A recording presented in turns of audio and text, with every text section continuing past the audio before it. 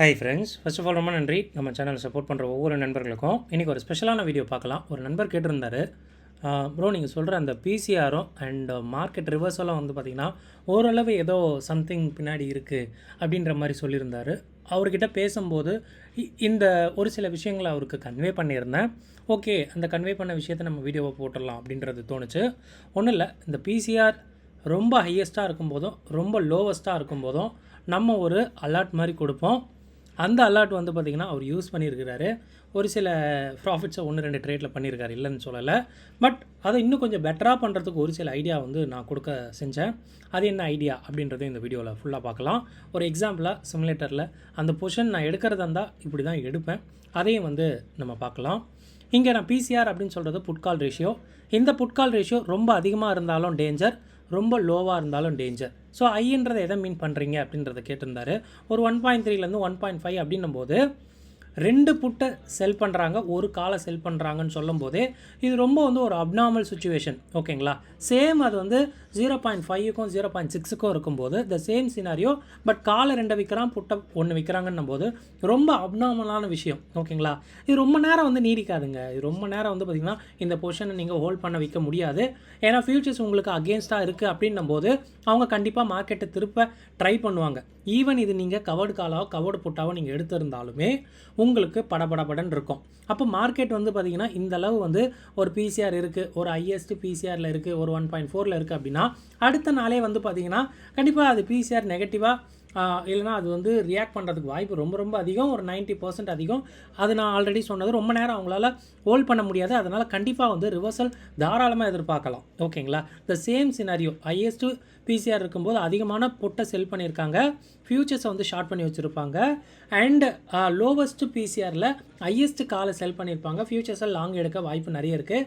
So இதில் அவங்களுக்கு ரொம்ப முக்கியம் வந்து பார்த்திங்கன்னா ஆப்ஷன்ஸை காப்பாற்றுறது கிடையாது, ஃபியூச்சர்ஸை காப்பாற்றுறது. ஆப்ஷன்ஸ் வந்து பார்த்திங்கன்னா ஒரு ஷார்ட் டேர்ம் ஹோல்டிங்கில் அவங்க ப்ரீமியம் கலெக்ட் பண்ணுறதுக்காக எடுக்கிற விஷயம். ஓகேங்களா? பட் ஃபியூச்சர்ஸ் ரொம்ப முக்கியம் அப்படின்றதுனால இது ரொம்ப நேரம் ஹோல்ட் பண்ண முடியாது. ஓகேங்களா? ஸோ இதுக்கு என்ன மாதிரி ட்ரேட் எடுக்கலாம் அவர் கேட்டிருந்தது. நான் வந்து புட்டு வாங்கினேன் அண்டு காலை இந்த மாதிரி சுச்சுவேஷனில் காலை வாங்கினேன் அப்படின்ற மாதிரிலாம் சொல்லியிருந்தார். பட் நான் அதை வந்து பார்த்திங்கன்னா ஏற்றுக்கல. நீங்கள் அதுக்கு பதிலாக வந்து பார்த்திங்கன்னா ஓடிஎம் ஸ்ப்ரெட்ஸை செல் பண்ணலாம் அண்டு கான்ட்ராவாக காண்டரை எடுக்கலாம். ஒன்றும் இல்லை, ஐபிசிஆர் இருக்குது அப்படின்னா இப்போ வந்து மார்க்கெட் நல்லா ஏறி இருக்குது, ஒரு ஹையஸ்ட் பிசிஆர் இருக்குது, அன்றைக்கி மார்க்கெட்டில் அதிகமான புட்ஸை செல் பண்ணியிருக்காங்கன்னா கண்டிப்பாக கால் சைடு ஒரு ஓடிஎம் வந்து பார்த்திங்கன்னா வீங்கி போயிருக்கும். வீங்கினா ஒன்றும் கிடையாது, அந்த ப்ரீமியம் வந்து பார்த்திங்கன்னா காலையில் இருந்தது இல்லை நேற்று இருந்த ப்ரீமியத்தை விட ஏறி இருக்கும். அப்போ அவனை பிடிங்க. 20 ரூபா ப்ரீமியம் 30 ரூபா 35 ரூபாய்க்கு வந்திருக்கா, அவனை செல் பண்ணுங்கள். இமீடியட்டாக 100-150 பாயிண்டில் 100 பாயிண்ட்டே போதும். ஸோ அவனை வந்து பார்த்திங்கன்னா வாங்கிக்குங்க. ஸோ இங்கே பார்த்திங்கன்னா நல்ல ஒரு கிரெடிட் கிடைக்கும். ஸோ ஒரு கிரெடிட் ஸ்ப்ரெட்ஸ் எடுத்த மாதிரியும் இருக்கும். கூட வந்து பார்த்திங்கன்னா ஒரு காண்டரை போடுங்க. ஸோ மார்க்கெட் நல்லா ஏறிடுச்சு, ஸோ டவுன் சைடு எக்ஸ்பெக்டேஷன் இருக்குது அப்படின்றதுனால புட்டு வாங்க வேண்டாம். அதுக்கு பதிலாக காண்டராக வந்து ட்ரை பண்ணுங்கள். காண்டர்னால் ஒன்றும் இல்லை, புட் சைடில் நீங்கள் இழுத்து விட்டுறது ஒரு பையு. ஓகேங்களா? ஒரு செல்லு ஒரு பையு இப்படி இருக்கும் பொசிஷனு. ஆல்ரெடி நீங்கள் வந்து பார்த்திங்கன்னா இங்கே ஒரு கிரெடிட் ஸ்ப்ரெட்ஸை போட்டிருக்கீங்க, ஒரு செல்லு ஒரு பையன்ட்டு. ஓகேங்களா? அப்போ பொசிஷன் பார்த்திங்கன்னா இப்படி இருக்கும். கீழே வந்தால் நல்ல ப்ராஃபிட்டு. அப்படியே இருந்ததுனா கூட உங்களுக்கு வந்து க்ரீனில் வந்து முடியறதுக்கான, அதாவது ப்ராஃபிட்டோடு முடியறதுக்கான வாய்ப்பு நிறைய இருக்குது. இது இந்த மாதிரி பிசிஆர் அட்டைன் ஆனால் மட்டும் உள்ளே போங்க, இல்லைனா வேண்டாம். இப்போ ஒரு சிமுலேஷனில் ஒரு ட்ரேடையும் நம்ம பார்க்கலாம். பார்த்திங்கன்னா ஹிஸ்டாரிக்கலாக பிசிஆர்ஸை வந்து பார்த்துக்க முடியும். ஸோ இங்கே பார்த்திங்கன்னா ஒரு பிசிஆர் வந்து ஆல்மோஸ்ட் வந்து டபுள்டாக இருக்குது. 0.75லேருந்து 1.34 வரைக்குமே போயிருந்தது. நல்ல ஒரு பிசிஆர். ஓகேங்களா? டபுளான பிசிஆர். அப்போ நீங்கள் மார்க்கெட்டை பார்த்தீங்கன்னா மார்க்கெட்டு கூட 23,477லேருந்து ஆல்மோஸ்ட் 350-400 பாயிண்ட் ஏறி இருக்குது. ஸோ இது வந்து ஒரு ஹையஸ்ட் பிசிஆர் டே. ஸோ ஒரு ஹையஸ்ட்டான புட்டு செல் பண்ணியிருக்க நாள். ஓகேங்களா? பார்த்துக்குங்க. ஒரு 1.26ல் 2.3 கிட்ட 2 to 8 கிட்ட முடிஞ்சிருக்கு. ஆல்மோஸ்ட் நல்ல ஒரு டபுளான ப்ரீமியம் தான். அடுத்த நாள் நீங்கள் மூவ் பண்ணி பார்த்துருந்தீங்கன்னா அந்த பிசிஆரே இறங்கியிருக்கும். பிசிஆர் இறங்குது அப்படின்னா கண்டிப்பாக மார்க்கெட்டில் ஒரு ஷேட் வந்து தெரியுதுன்னு அர்த்தம். ஸோ இந்த டேட் ஆல்மோஸ்ட் வந்து பார்த்திங்கன்னா 14 மே அண்ட் 14 மேல கிட்டத்தட்ட ஒரு 1:30 மணிக்கு நம்ம பொசிஷன் எடுத்திருந்தால் என்ன மாதிரி இருக்கும் அப்படின்றத பார்க்கலாம். இங்கே நான் என்ன பண்ணியிருக்கேன் அப்படின்னா ஒன்றும் இல்லை, இந்த சிமுலேட்டரில் 14 மே ஒரு ஒரு 1:30 மணிக்கே எடுத்துக்கலாம். ஓகேங்களா? ஸோ ஒரு 1:30 மணிக்கு என்ன பொசிஷன் இருக்குது அப்படின்றத பார்க்கலாம். நான் ஜஸ்ட்டு வியூக்காக எடுத்திருந்தேன். பட் இந்த பொசிஷன் நான் ஓடிஎம்மில் ஸ்ப்ரெட்ஸ் மட்டும் க்ரியேட் பண்ணிட்டு விட்டுட்டேன். நான் நெக்ஸ்ட் டே தான் காண்டர் எடுத்தேன். ஓகேங்களா? அது நான் என்ன பண்ணியிருந்தேன்னா, நான் ஒரு 3 லாட்டை வந்து 24,200 செல் பண்ணிட்டு 3 லாட்டு 24,300 பை பண்ணிக்கிட்டேன். ரொம்ப பக்கா கிட்டக்க எட்ஜ் தான். ஓகேங்களா? ஸோ அங்கே ஒரு கிரெடிட்டு. அதுக்கு அங்கேருந்து மார்க்கெட் இப்போ எங்கே அர்த்தம் பண்ணியிருக்கோ ஆல்மோஸ்ட் 23,715 இருக்குது. அங்கேருந்து டவுன் சைடில் இழுத்து விட்ருக்கேன். 23,700 பையு, 23,550 150 பாயிண்ட்டு செல்லு, ஒரு 200 பாயிண்ட்டுக்கு அப்புறம் லாஸ்ட்டாக ஒரு பையு. இது நீங்கள் பார்க்கும்போது எப்படி இருக்குன்னா காண்டர் மாதிரி இருக்கும். ஒரு காண்டரு, ஒரு கிரெடிட் ஸ்ப்ரெட்ஸு. ஓகேங்களா? ஸோ இந்த ஸ்ட்ராட்டஜி ஒர்க் ஆகுமான்னு கேட்டிங்கன்னா ஒர்க் ஆக வாய்ப்பு இருக்குது. இதோட ரிஸ்க் ஒரு 6,000 7,000 வரைக்கும் நான் வச்சுருந்தேன். ஓகேங்களா? ஏன்னா நமக்கு வந்து பார்த்திங்கன்னா ஒரு 3,000 4,000 வந்தால் கூட போதும் அப்படின்ற ஒரு எய்ம் தான். ஸோ நான் இதை வந்து பார்த்திங்கன்னா ரன் பண்ணுறேன். இது ஒரு பொசிஷனலாகவும் ட்ரை பண்ணலாம். ஏன்னா ஒரு 2% உங்களுக்கு கேப் இருக்குது. அப்படி நம்ம தாராளமாக வந்து வச்சுருக்கலாம். இல்லை எப்போ வந்து எனக்கு 7,000 வந்து பார்த்திங்கன்னா ரிஸ்க் ஆகுதோ அப்போ நான் வெளியே வந்துடலாம். ஸோ ஃப்ரைடேக்கு மூவ் ஆகுது. ஸோ ப்ராஃபிட் ரன் ஆகுது. இங்கே நீங்கள் உங்களால் பார்க்க முடியும். ஸோ அது ரன் ஆகட்டும்.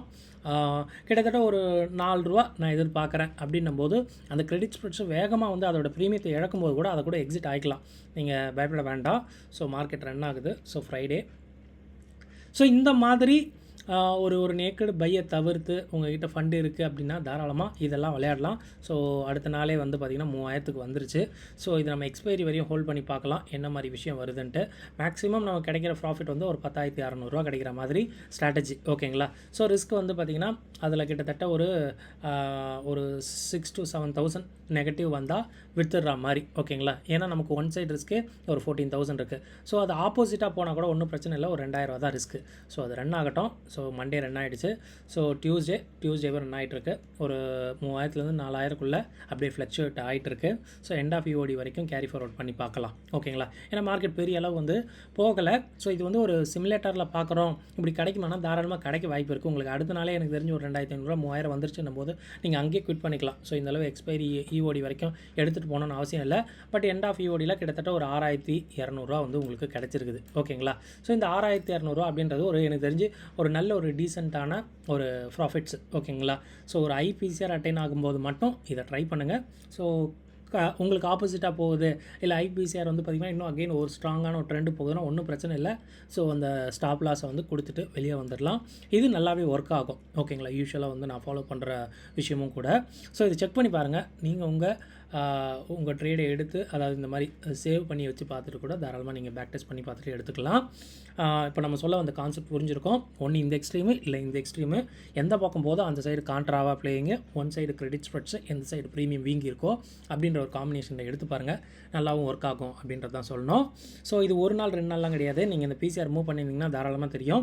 Whenever it's attain lowest or ஹையஸ்ட்னும் போது next day we will see the reversals. ஓகேங்களா?